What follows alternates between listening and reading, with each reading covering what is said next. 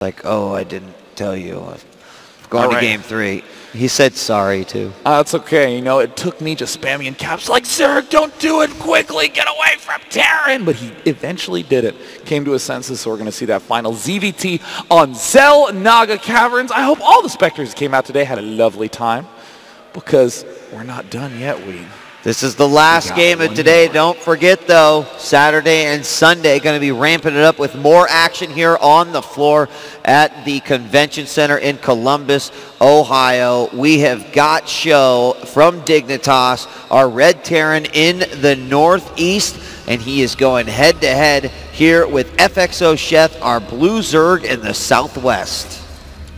Now, we've seen Sheth open up with a lot of cool, fast hatch builds, do a lot of interesting roach responses, but they've all been on maps where he's had limited information. He didn't see the hidden second barracks. In the first game, he didn't quite have the ability to scout his opponent properly early on. In this scenario, it's a 2-player map. Sheth is very likely to send out a somewhat early scout drone, see what's going on. Would really not be surprised to see Sjow go for a very fast gas play. Well, we'll find out in just a second as the supply depot is about ready to finish. Now, you had mentioned about the hatchery of Sheth, and you even mentioned it earlier today, and of course, this natural, it can be so nasty to defend, just a real wide open area that you've got to make sure that it's all being covered. So we are going to have racks going down there in the middle, so it can be surrounded by the supply depot. And there's the gas going down first for Sjow as well. And since we don't see anything on 15, it looks like this drone's going to scurry on out and drop that hatchery. And with this drone scout timing, the fact that Sjow did not actually end up getting this supply depot at his ramp means that there is a guaranteed drone breakthrough that's going to happen at the front gates. There is no way Sjow can prevent this drone from seeing everything that's going on in his base.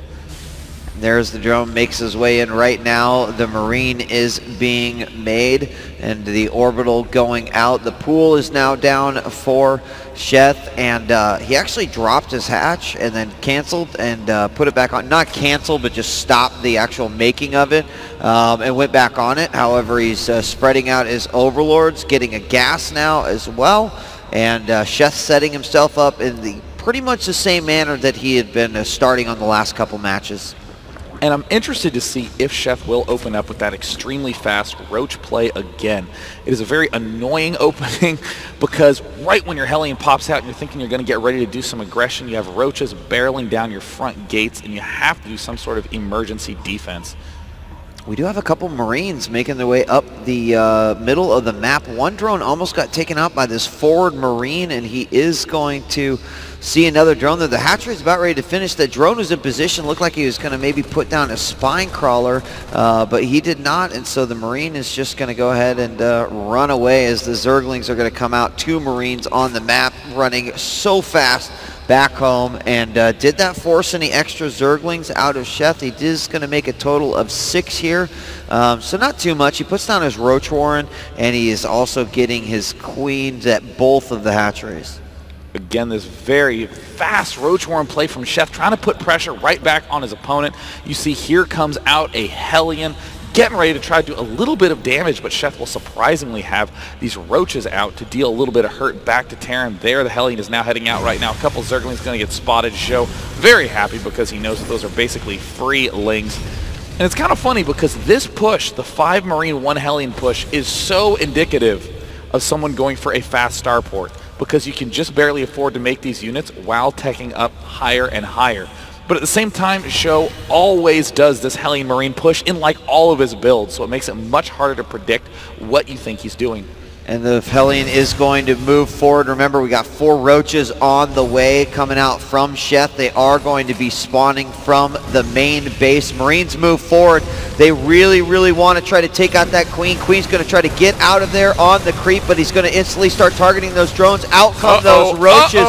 And all of this is going to fall quite easily here as we do have the roaches chasing those Marines off to the tall grass. And that was a hefty little loss there by Sjow. So now we do see the Banshee popping out right now. Sjow having to build this bunker, but it actually will not be up in time. These Roaches are rapidly approaching this base. We see that this factory is almost done, likely going to begin that tank production. No cloaking field at all. I mean, really, Sjow can't afford that at this point in time. Even though he barely has enough minerals, he needs to spend those minerals making units for this emergency counter roach push.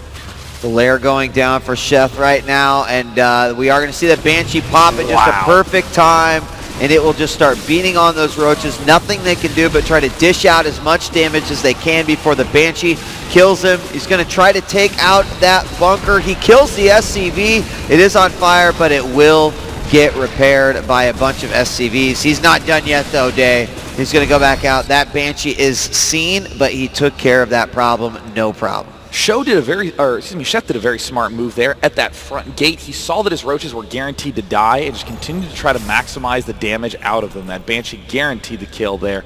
So I really like the fact that he used that as an opportunity to get his layer up so that way he can get those higher tech units. We see the spore crawlers going down, extra queens from Sheth. He is more than well defended. And he did put up a second gas here at his natural, or a third gas, excuse me. He has not yet populated it. He's going to get an extra queen as well. We saw him deal with the Banshees in that manner. We do have two Banshees now meeting up at the tower. Looks like they might assault this natural head on. There is already a spore crawler here, and this is looking really a lot like, wow, these queens react very, very quickly. It is looking a lot like the last game that we saw where his opponent, where Sjow went Banshees, and Sheth responded quite nicely. And we see Sjow doing a very fast stim. This is an extremely fun timing, I think, where you get this ridiculously fast stim with hardly any Marines, but because you got your factory at around the same time, you push with 3, 4, 5 tanks very fast and a good amount of Marines with stim, and you can do a lot of damage to an underprepared Zerg. The Banshee's coming in through the back once again, avoiding the radius of that spore crawler, getting a couple of drone kills, 2 on one and 4 on the other. And that spore crawler is going to move into a better position. He also has a spine crawler at the front as well. Oh, and here those Banshees do come in and surprise, thanks to the 6-second route that they now have on the spores. He's able to do that with no problems and no worry about the Banshees just be able to hit it for free before it is rooted.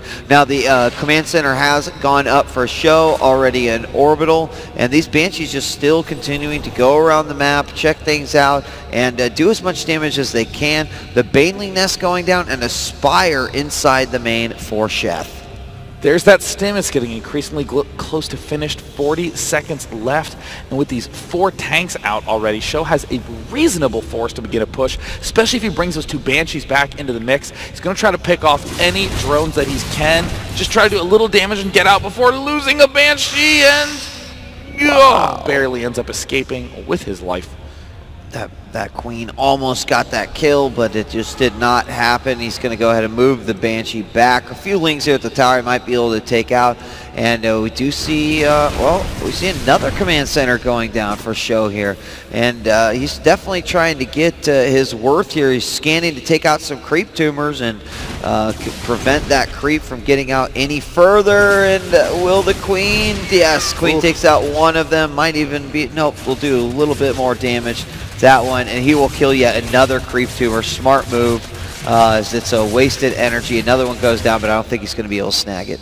We don't see the second key upgrade for Sjow going down. We do not see the combat shield started, but we see from Camp Sheth, he's getting absolutely everything he wants to get. He's getting the Baneling speed, the +1 flyer attack that really bolsters the efficiency of those Mutalisks.